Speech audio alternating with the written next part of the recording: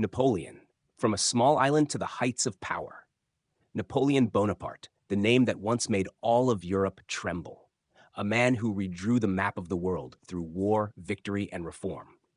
But have you ever wondered, where did such a great figure come from? What planted in the mind of a child the iron will, the drive to rise, and the dream of dominating an entire continent?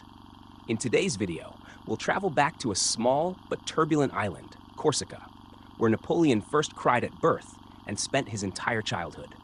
There, we'll uncover the deep-rooted influences that shaped the essence and ambition of one of the greatest individuals in human history.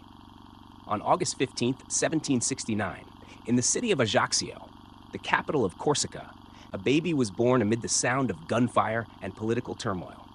Napoleon Bonaparte wasn't born into a stable France, but rather, at the exact moment Corsica, a small island in the Mediterranean, had just been annexed by France after a long period under the control of the Republic of Genoa. This meant Napoleon was both Corsican and French, a conflict of identity that would follow him throughout his early years. The Bonaparte family belonged to the local petty nobility.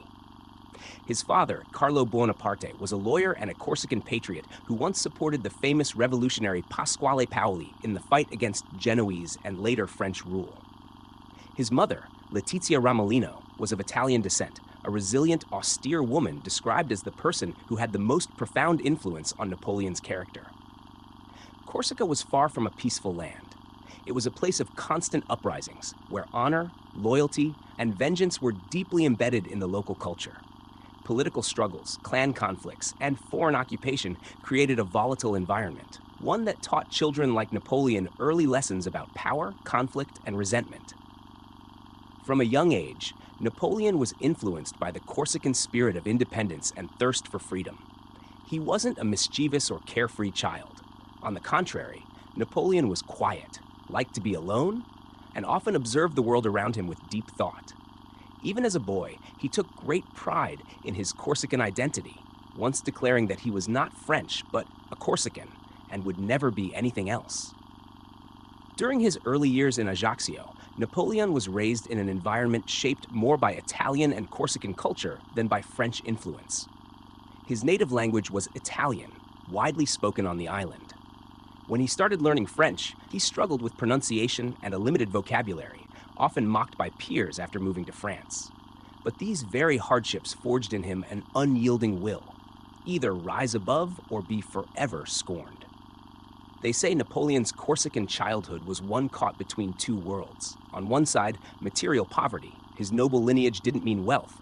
On the other, a richness in culture, a spirit of resistance, and oral stories of courage and freedom passed down by his ancestors.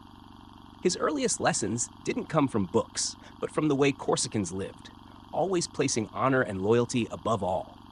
Corsica was also where Napoleon connected with the island's wild nature, its rugged mountains, harsh rocky coasts, and deep forests.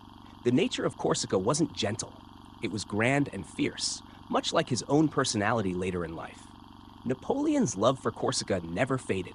Even after rising to fame as a general in France, he often expressed a desire to return and support the Corsican independence movement, especially during the early years of the French Revolution.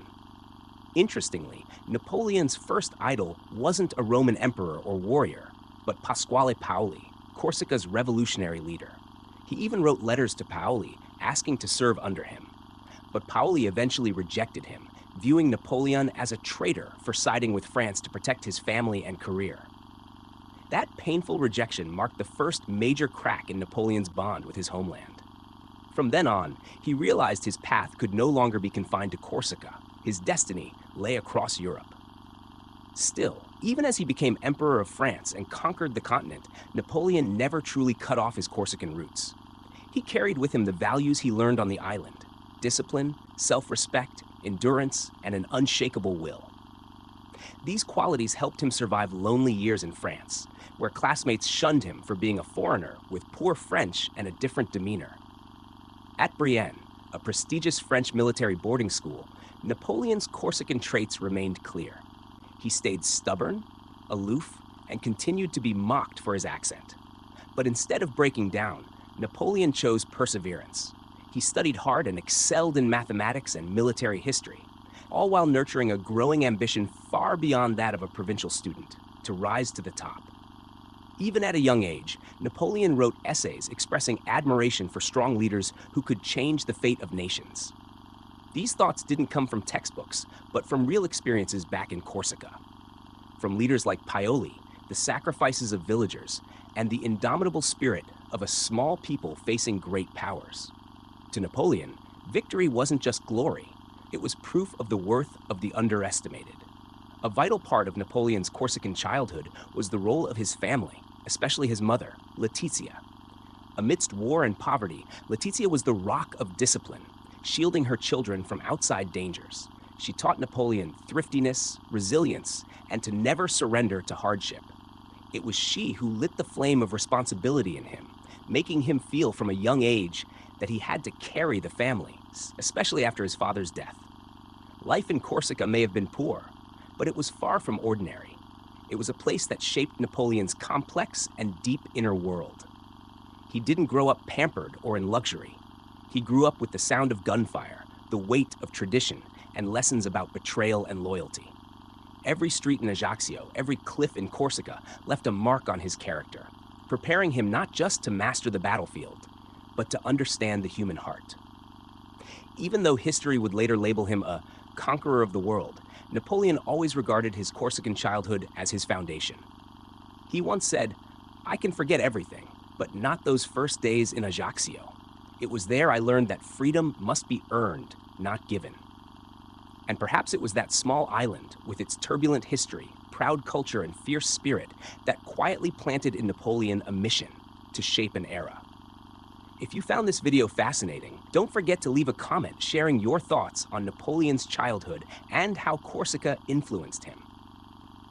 What part of his environment do you think contributed the most to the making of such a genius?